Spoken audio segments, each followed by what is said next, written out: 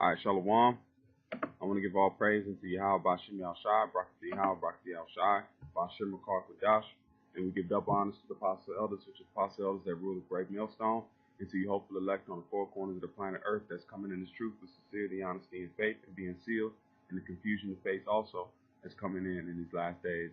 This is the brother from GMS News. I'm just gonna go. This is a bunch of news updates because I just gathered some information, things that I couldn't just do on one information. I'd be doing 3, 4 videos. So I decided to put it all into one video right now and get it to you. Akim Al-Baratazar, this is edifying. Let me pull this down. And we just gonna go through the news stories and because things are happening, man. On the back note, you know, especially around these wicked ass holidays, they like to do certain things, you know, because they go on the vibration of magic and different things like that. So we're gonna jump right into it. The first news story is it says U.S. following similar path to war with Iran. All right, a familiar path to war with Iran, because these are one of the main issues that we're looking for in these last days to take place. Is this third world war, which is gonna come by way of United States and their allies and Russia and their allies, because Russia's gonna be a guard unto Iran. We know the scriptures and we can pull it here in a second. But I'm gonna read the news article and we'll go through it and just pick out the most important part. It says U.S. following familiar path to war with Iran. It says the Cato Institute Christopher Pebbles sees troubling similarities between warnings about threats posed by America's interest by Iran and the buildup leading to the 2003 invasion of Iraq. Writing for the National Interest, Pebble points to the efforts by top U.S. officials to make the case for war while relying on information and insight from discredible sources such as Ahmad Kalabi, and it says pending bogus information or peddling bogus information. In late 2001, it was PNAC feeding bogus information from the self-interest Kalabi and his Iraqi Nationals Congress NIC or INC. Pebbles notes, today it's the Foundation for Defense of Democracy FDD calling for regime change in Tehran. The Mujahideen al-Khalaki MKE feeding them the information to build the case and dropping large sums of money on DC's insiders. Pebble says Saudi Arabia is behind the current push, funding a multi-million-dollar campaign to build support for U.S. military action against Iran. He says the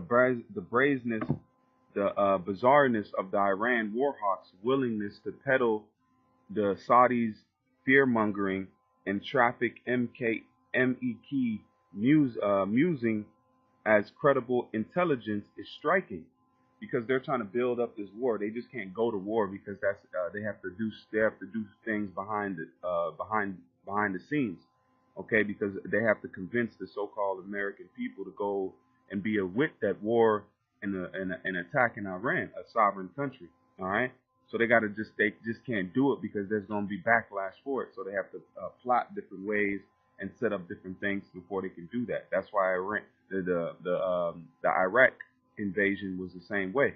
Before they said, oh, they had weapons of mass destruction.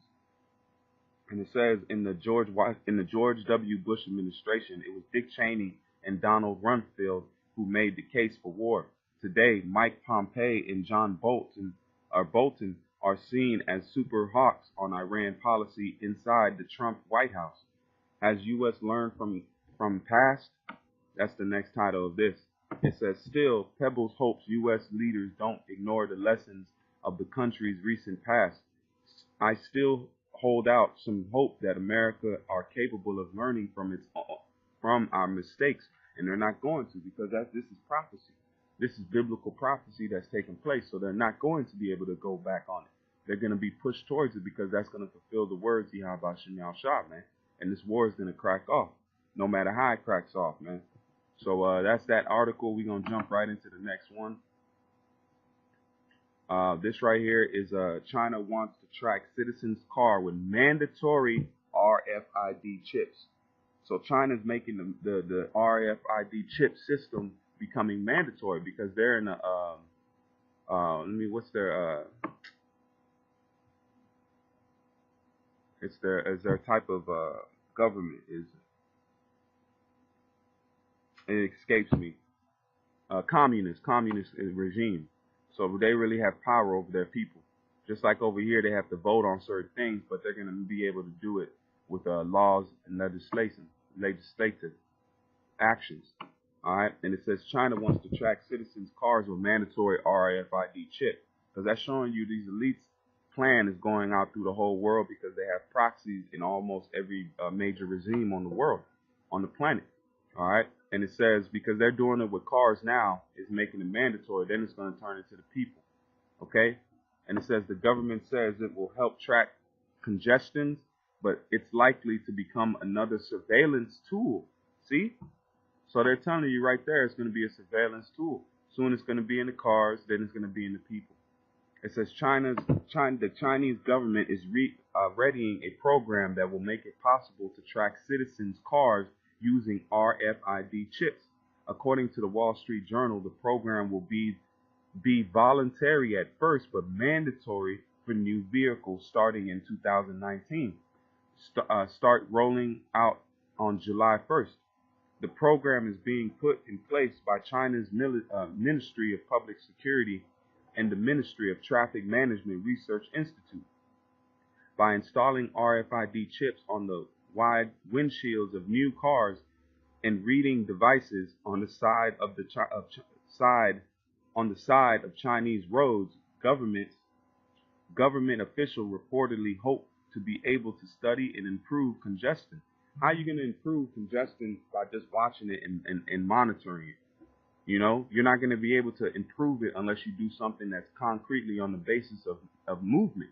So that's sort of BS, man. They're using that as an excuse to slip this RFID chip into the mainstream population.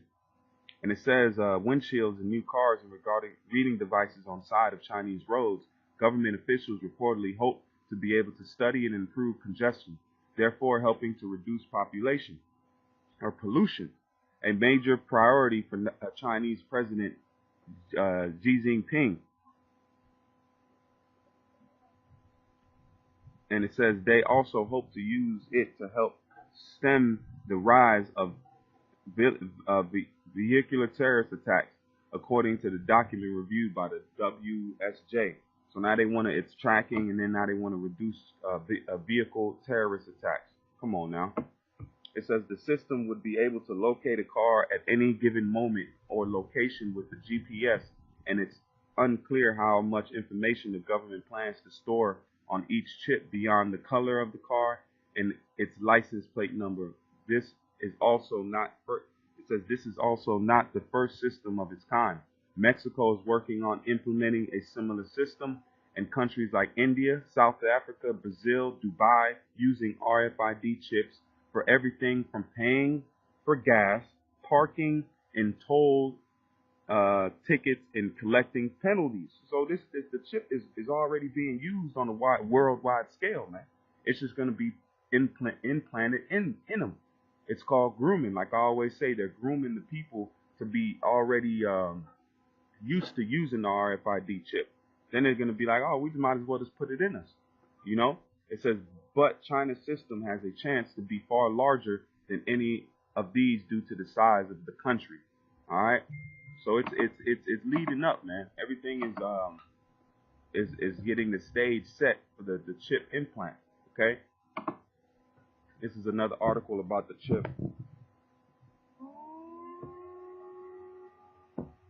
It says RFID security for hospitals.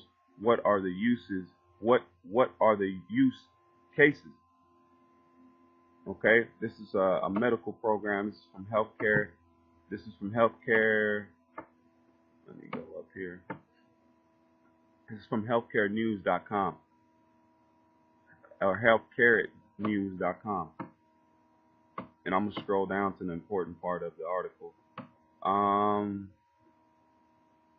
Right here it says radio frequency identification, better known as RFID, has been providing these solutions for a number of years. Walmart and U.S. Department of Defense have been using this technology to track inventory.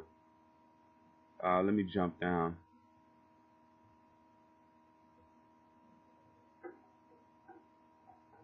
Okay, right here. It says for the future, there are three potential use cases that can improve patient engagement and overall patient experience. Implantable devices, which currently can give just an ID number, will be able to give more sophisticated results when required. This can save time and be less invasive when checking the status of an implant. See?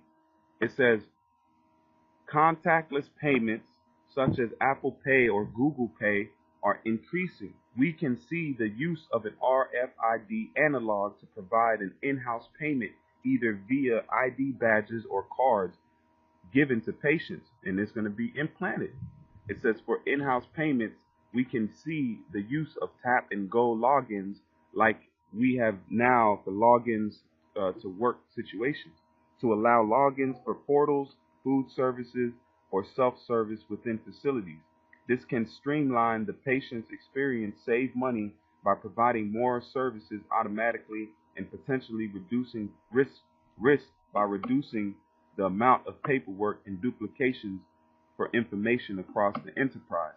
So they're already trying to work the system out to where they can use the implantable chip, the RFID implants, the so-called get payments and get patients' records and different things like that. All right. So hey, the things are leading up, man. Things are happening fast. That's why I'm just going through these stories, because there's so many, man. There's so many proof that this thing is around the corner. Let me go ahead and let me try to play this video.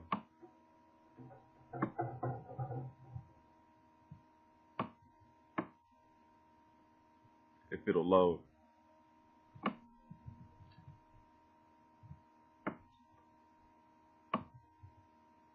Actually, I put that on another report. I can do a single video on that one. This is another article.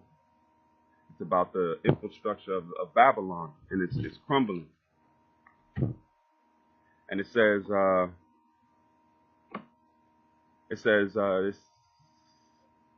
Trump had big plans to repair our crumbling infrastructure. Here's what America's got instead.